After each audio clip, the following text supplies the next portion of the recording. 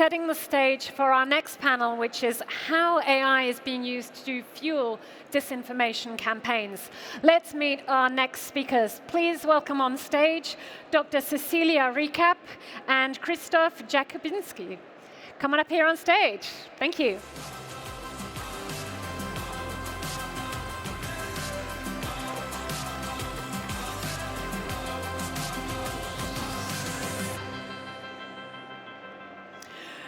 Cecilia, Christophe, welcome to ChangeNOW. It's great to have you here on stage. Great to be here. So, Cecilia Rikap, you are Associate Professor in Economics at University College London and Head of Research at UCLA's Institute for Innovation and Public Purpose. Christophe, welcome. You are the Editor-in-Chief at France's leading financial newspaper, Les Echos. It's great to have you both here on stage with us.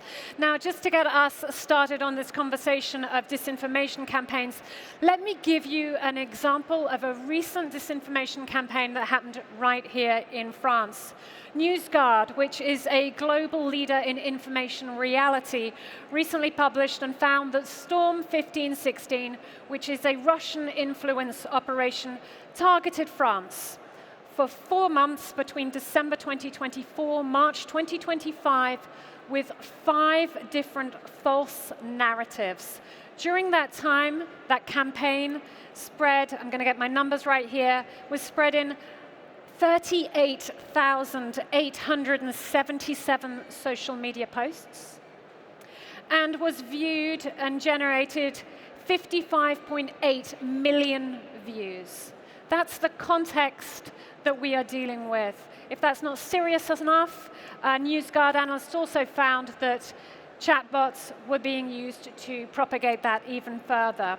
So, we have with us now Christophe, Editor-in-Chief, who is an expert in the content. We're going to be diving into the generative AI being used to generate this content, and Cecilia here very much in terms of the propagation, but also moderation. So Christophe, Editor-in-Chief, content is your expertise. Can you share with us your insights and your perspectives on generative AI being used today to create video, image, text disinformation? Well, it's true that social media was probably a storm a few years ago, but today, generative AI is a hurricane. I mean, I think the impact on historical media of AI is even higher than it was with the social media, because social media was a world of opinions, but all opinions were legitimate, and the role of the legacy media at that time was to prove the readers, our subscribers, that they were facts and opinions, and that we should and we have to defend facts toward opinions. But now it's even more complicated, because generative AI can create parallel world, not only of opinions, but also of false facts. As you just said earlier, and people are so used to be informed with social media that now they are informed with social media augmented by generative AI. And as you know, it's for 10 or 15 years, people are used to live in communities of common thought and common sensibilities, and that's for a long time. We're used to that, but now in those worlds, you can create completely parallel world and parallel fact and parallel universe, and it's even harder for us. But on the other hand, I think it's probably an opportunity for us to. I think it's maybe even more easier compared to social media 1.0. I think it's easier to show and to prove our legacy and our credibility of fact-checking and rationality, science, toward social media 2.0, which is a complete. I mean, it's not only opinions; it's also opinion from machine, from computers, even opinion. Of course, as he said earlier, the political intrication with the generative AI is stronger now. It's stronger even since the Trump access to power at the White House and the coalition between GAFAM, CEO, and White House occupant. You can also, of course, manipulate this AI, but the AI can also manipulate anyone. I think the difference between computing and AI, especially generative AI, is that AI, I don't know if AI will have its own consciousness one day. I was very lucky, a few years ago, to talk with Yves Coppens, the anthropologue, and sorry, it's only 30 seconds, but it's very interesting. And I asked him, when do you think human became human? When do you think human had the capacity of knowing he's a human and he can think? And he said, well, I thought about that all my life, and now I've got a certitude, a conviction that it's only quantity. When man came from 4 legs to 2 legs, okay. and when the brain started to grow, then the number of operations in the brain became sufficient enough to get the perception of himself. And he said, I think computer will have this perception one day, and they will be able to be conscious of themselves. And I think we are here now. I think the generative AI, it's not a O1 operation. It's the reproduction of human brain and human network of neuron. So I think we are here, maybe not just now, maybe tomorrow. So I think it's, opinion, social media, and a new elephant in the room, which is a computer, which is a generative AI, computing capacity. We don't know how far this capacity will go. And so I'm very worried, yes. I can understand that. So you've given us the context of today, but also maybe a little look into tomorrow. I thought it was interesting when you said about sort of opinions and then facts, because yes, effectively we should all be able to have our opinions. That's part of democracy today. But the role of media and news media is to have that fact here. And that's where we see generative AI sort of, let's say, playing more of a risk, because it's also not just affecting us in the future, but historically, we see the historic narratives being changed. So we've addressed things a little bit there from a content perspective, maybe. Cecilia, I want to come across to you and talk about from a sort of distribution perspective. What is your take on today, where we are? What are your thoughts on perspectives and perspectives on the context of how generative AI is being used to distribute, spread, and moderate the content we see out there? So, hi everyone. Let me start by asking ourselves one question, which is why? Why is this the technology that we are getting? Why this AI? Couldn't we be developing a different AI? Who is producing this AI that we are getting, and this AI that is contributing to an escalation of disinformation that we've never even thought that could exist? So AI, as much as we think that it's autonomous or can be neutral, is neither one nor the other. AI, as every technology, is produced by organizations. In particular, in the case of AI, is produced by a few companies. These companies are based in the US and China, but at the same time, they operate globally. Tony was referring before to them as big tech, GAFAM. We can put different names to these companies, but large leading corporations in the tech sector have a capacity to control the whole AI value chain, from how research is conducted. So even if all our countries have thousands of people working on developing the ideas and thinking about AI models, the questions that they ask, the way in which they answer those questions, how the models are developed, what data is used for training, the fact that the people that are curating the data that is used for training are casualized workers, precarious workers based in general, mostly in the peripheral countries. All these are economic and political decisions that are being made even if we don't even realize that all this is happening behind what seems to be just the new hype or a new technology. And as long as we don't understand the depth of this value chain, the complexities, we will still be living in a world where we think that AI is magical and that tomorrow we will wake up and we will see robots walking next to us. And that's not the threat. The threat is that our society, the decisions, key decisions in our society, are being made by a few corporations. Because the technologies that we get are the technologies that they want, that serve the purposes of companies. And this is serious, because when we move, for instance, specifically to the realm of media, what we are seeing is that the decisions in terms of what algorithms will be used to create what appears first, what is amplified in the threads, and what is left behind, what is completely silent, is not a decision based on a clear, outspoken, and transparent editorial line that we may like or not, but at least we know who is speaking or from where those journalists are speaking from. That's not the way it happens.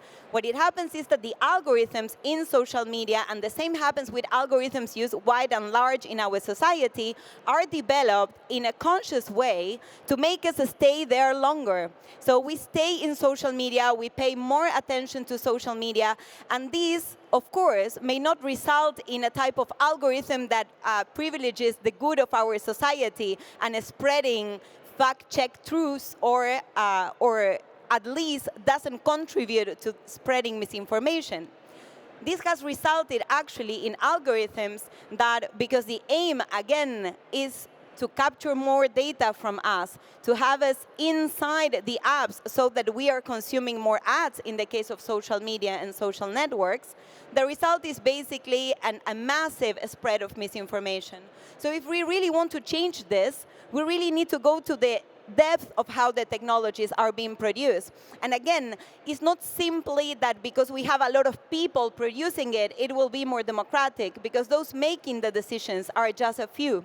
And those making the decisions are also controlling not only what type of AI we get, but they also harvest most of the profits. So they get richer and richer, while most of us become their data subjects. Well, certainly, and the business model of all of this is something that I know that Louisa is going to be talking about just after this as well. You were very much honed in on social media there for distribution of this disinformation, but we know that that's not the only way that it's being put out there today. We also see that it's being put out there and spread through platforms beyond social media. Okay, and that's one of the ways we need to combat and address this. That's also what NewsGuard picked up on. Quick question to our audience out here, actually. Let's do a quick poll here. Put your hands up if you feel that you believe that you may have been targeted by a disinformation campaign already, or seen disinformation out there.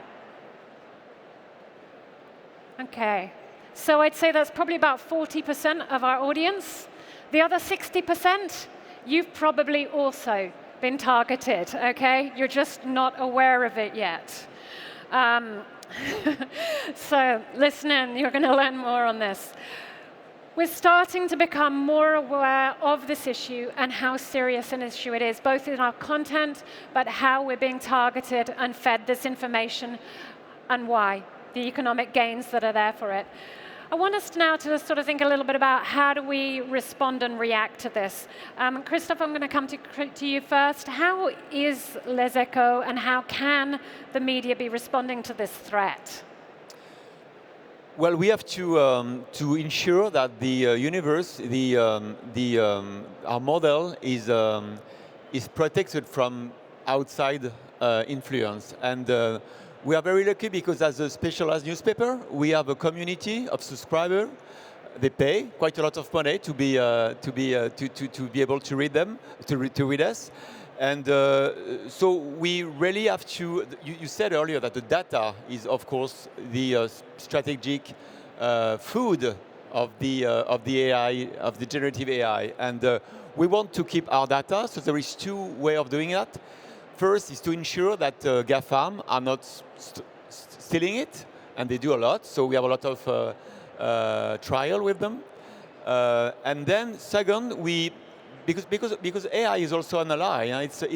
It's a tool for us, and we are using this tool. It's on the same way an ally and a tool we have to use for ourselves and to out of our data to make useful services for our readers. But it's also a competitor, and to be sure that in the competition it will be a fair one. First, we have to protect ourselves, and then we have to use AI because everyone is going to use AI agent or generative AI to get information. But we want this agent or this generative AI to use our data. And the contract I can do with my readers and with my subscribers is that all the information they will get from the AI will use secure data, will use data from the work of the journalists of Les Echos. So the idea is to, I mean, you can go toward history. I mean, history is, I go home and I will ask my agent to give me information about companies, about markets. I probably won't open print newspaper. It's not the way I will be informed. So I will be informed by my agent. But me at Les Echos, I want a contract with my subscriber that his agent or her agent will use my data. That's the way I want to secure and to make a Chinese wall between, as we said earlier, opinion and fact, and also fact from the real world and fact from the parallel worlds of the generative AI. That's one of the ideas. I loved what you were saying there about the contract and the trust and the service that goes on there. Because one of the things that strikes me is that AI is now so prevalent and we're using it all, but because they've made it available for free. Okay, there's sort of a hooked us in with that. But I think moving forwards, where it comes to our data or the quality of data that we are receiving, it will come down to a trusted service agreement as such.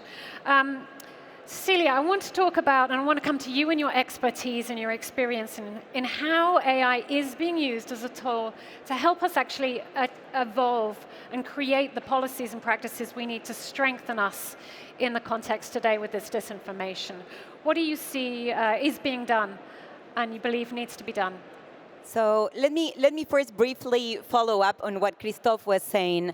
I think that there are three key questions that everyone should be asking themselves when thinking about adopting AI. If you're thinking about using AI either as an individual or as an organization, question one, by using this AI model, will I become or my organization become dependent for now and ever to a technology that I don't know how it works, that it's a black box to me as well as to regulators, and that it's a black box for something that is at the core of what I'm doing. Because of course, I don't need to know everything about every single piece of technology that I'm using. But if it's becoming the core of my work, if it's at the center of my way of living, I need to at least understand how it works, what type of data is harvesting from me, how it was developed, who is being favored out of my use of this technology, and whether there are alternatives, how easy it is for me to move to another alternative. So question one, degree of dependency. Question two, are there alternative ways? With all this hype, we forget that many of the things that are being done with AI could be done with other technologies, could be done in different ways that are way less resource intensive. A lot of the panels here these days speak about the ecological crisis. AI consumes massive amounts of energy, water, other resources. It's not a battle against AI, but we should definitely think about AI for what, for whom, how. So second, are there alternatives that work as well, that work perhaps not as well, but good enough, and that at the same time are more cautious of the planetary boundaries? Question number three, to what extent using AI is diminishing our capacity to think autonomously, our capacity to develop critical thinking? And it's not just the outcome of my own research. I will cite two other pieces of research about this.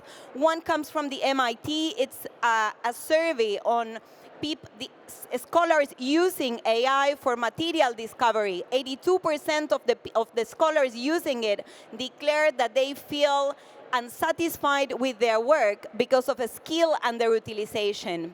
The other piece of research comes, surprisingly, from Microsoft.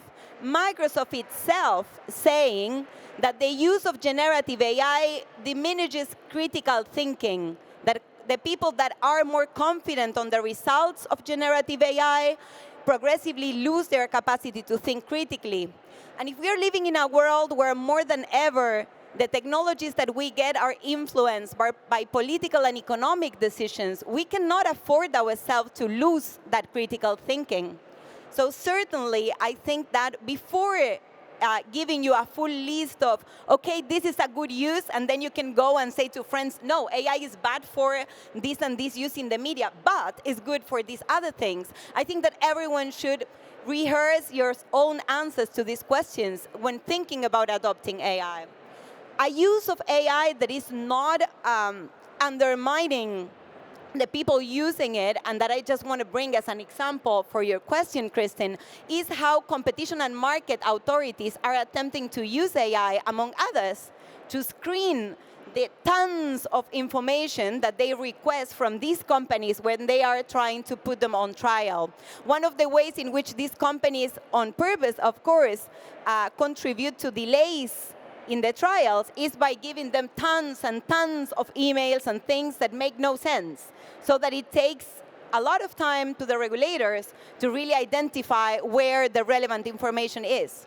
So AI is used not to replace the lawyers, not to replace the people doing the analysis, but to help them screen all that faster. So again, I think that we need to think about how AI can empower the journalists, empower the researchers, empower the designers, the software engineers, but always being careful that it's not at the expense of our capacity to think critically. Definitely. Critical thinking. There are a number of studies and research out there now that are showing that it's having an effect for us. And you mentioned briefly there the environmental impact as well. I'm going to do a shout out to the session we did yesterday with Axel Lemaire and James Martin. Watch that if you want to see more information on that. So critical thinking is something we need to be aware of. Now, critically, I'm looking at the clock here. We have 4 minutes left. This is a solutions-focused event we're at here today. You're both experts in your fields. So I propose that we dedicate the couple of minutes we have remaining to having from each of you give examples of AI being used to strengthen media, strengthen journalists, strengthen our societies, our citizens against disinformation. What should we be looking at? What should we be looking out for that's coming down the pipe? Stuff. I will say everything has a cost. As Cecilia said, when you're using AI, first, if it's free, it's someone is stealing something from you or from the planet. From you, it's your data, and from the planet is all the energy needed to have answer from generative AI. As a media, I have a dream, and it's a dream that some of my readers or subscribers told me. They want to use the modern tools. They want to use agent. They want to use AI, but they want to pay for the data they get, and they want to pay for the information they get. So they need a cooperation between media and new tools, not new computing tools, new generative AI tools, but this has a price, this has a value, and I think we should look forward to find the cooperation between the two universe. And what Cecilia said is, of course, very relevant. I think it's so powerful and it's so completely, technically complicated what we are living today. We should stay aware. We should stay aware of who is producing it, from which company, from which country, from which political power and government. So we should be strong in this war and in this fight, and we should stand by ourselves. Thank you, Christophe. Just thinking of that phrase that it never gets old, there's no such thing as a free lunch. Okay, Cecilia. Sure. I will first say that for those of you who want to get a full flavor of the proposals that I have in my mind, together with many colleagues, we've written a report that is called Reclaiming Digital Sovereignty. It's on the Institute for Innovation and Public Purpose website. So now I will just focus on one thing inside that report that refers to our discussion today, which is about social media, social networks, and how they could work differently, what type of AI we need for these spaces. Of course, we need better moderation, but moderation is not enough. Moderation is ex post. So to be sure that we get algorithms designed in a way that it's democratic, designed in a way that they will not be promoting just people to stay there in the apps, but actually democratizing the access to fact-check information, I think that we need a public solution. We already have it with the legacy media, the BBC in the UK where I live, here as well, in Argentina where I originally come from. We have public media. We also need public social media, public social networks, and they should be governed in a way that it operates as an international commons, that operates democratically. Of course, we cannot leave this type of media in the hands of one specific government, especially these days. I said that I come from Argentina. My country now has a far-right, anti-state and anti-public government. I'm not thinking about giving to Javier Milei a social media or social network. I'm thinking about how collectively we can envision, we can create new governing bodies that for the public and funded by the public sector actually offer us a different type of information in the age of AI. Thank you very much. Okay. Our subject is disinformation. You've heard only facts from our speakers here today. Thank you so much to Christophe. Thank you so much to Cecilia. Thank you.